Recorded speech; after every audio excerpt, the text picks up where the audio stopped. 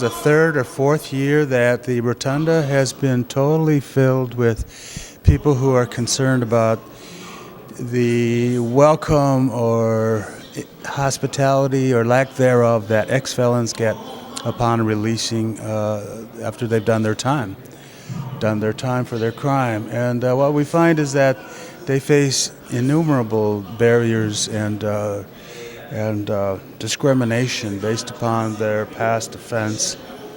And it just seems to be forcing them to survive on the streets, if you will. We hear about homeless vets, but I think that the unrecognized part of our community is the homeless ex-felon who is isolated from community for something they did when they were a teenager or young. And we as a community have to decide if we're going to welcome them back once they do their time.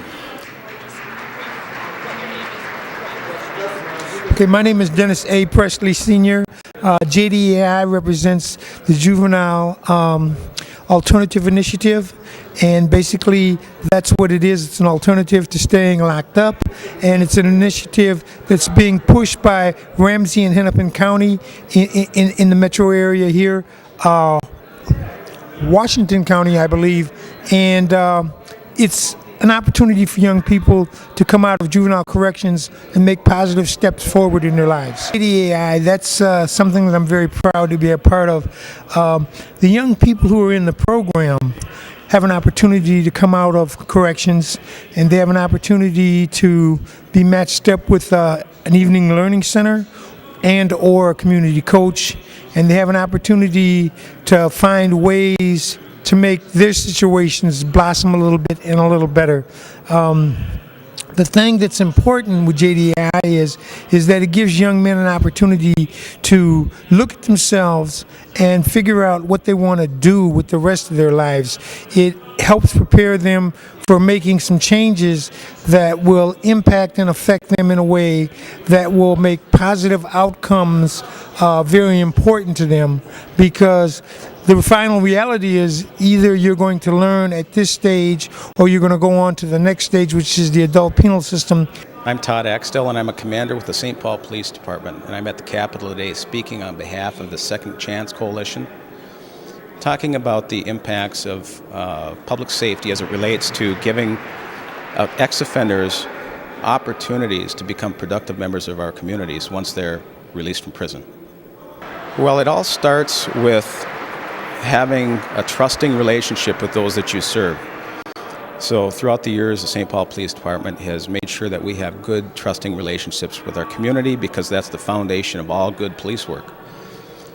So once we've done that, partnered with the community, we've understood throughout the years that building upon that trust, once offenders re-enter our society, provide opportunities and assist them with their efforts in job searches and meaningful activities in the community, we're all better off in the community, because those people are more likely to continue that productivity and less likely to reoffend. Well, what hinders second chances is the antiquated beliefs throughout history in law enforcement and corrections that we have the lock them up and throw away the key mentality. Now, once a person commits a crime, pays the price, pays their penalty, we ought to make sure that we do our part once they paid that price to allow them to become productive members of our community. So we're getting there. It's just taking some time. What's the future? We want to stop crime. What we've got to do, first of all, we should be preventing crime in the first place. But for people who have committed an offense, most of the people who are in trouble with the law have serious mental health or chemical dependency challenges, or both. And those are health issues that need healing, not punished crime issues that need punishment. And the whole concept that we're going to take somebody who is mentally ill or chemically dependent, lock them up for doing something bad, and then release them on the street with no treatment, no care, no anything else. You take them off their meds, first thing they're going to do is break down again. And they're going to commit more crime. And the whole point is, what's our goal in life? To punish people or to give people a chance at making a better future? Our state law actually says that it's a goal of society to get people retrained and get them reintegrated into the community. So the whole best thing we can do about that is making sure that people who have problems get that second chance. Politicians are always talking about tough on crime.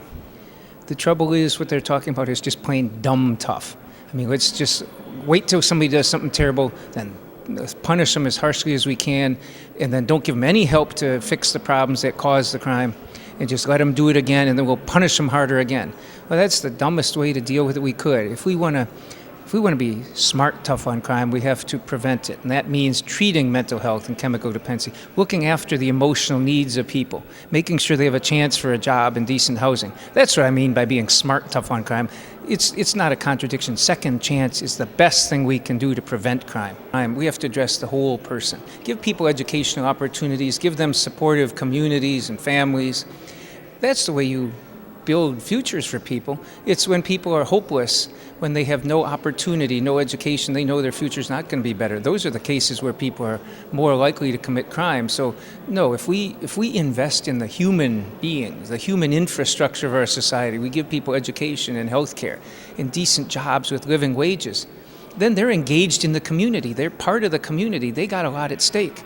It's when you make people in a hopeless situation that they have nothing to lose. That's when we get in the problems with crime. Well, first single thing I would do, and that's what I mentioned here at the Second Chance rally. First thing I do is make sure we address the mental health, chemical dependency needs, not just of people after they've committed crimes, but address those problems beforehand for everyone. Minnesota Health Plan covers everyone cradle to grave for all their medical needs. You don't need insurance, you don't need to qualify, you don't need a lot of money. Because you're a Minnesotan, you get the health care you need. To me, that's the first and most important thing we can do to prevent crime. If we treated chemical dependency and mental health as a right for people, we would cut crime rate by more than half in 10 years, by more than half. That's the first thing I do, but there's a lot more with jobs and education and health care and so on that we have to do, but that's the first and most important single thing.